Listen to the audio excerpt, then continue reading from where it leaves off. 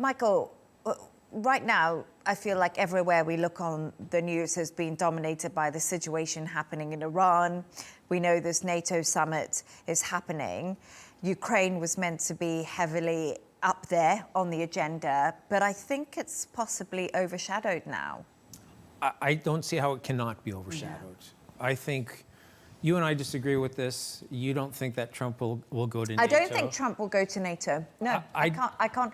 I actually would be surprised if he goes to NATO. Mm-hmm. I wouldn't be surprised if he sends the likes of Pete Hegseth or J.D. Vance in the position. But I think Donald Trump right now is probably not in that position, or probably has bigger things to deal with than NATO in his mind. So I think that I don't know if Trump will go or not.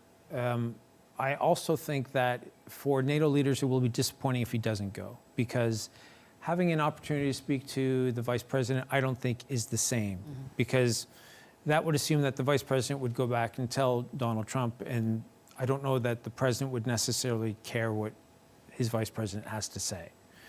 I think if Donald Trump does go to the NATO summit, though, it's an opportunity for the NATO leaders to present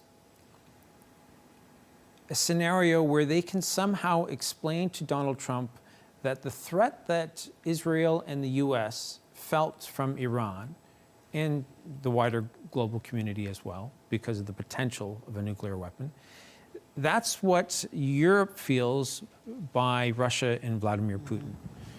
I think they need to draw that correlation while this attack is fresh, so that Donald Trump has a better understanding about what it is that Europe and the Ukraine is dealing with on a daily basis.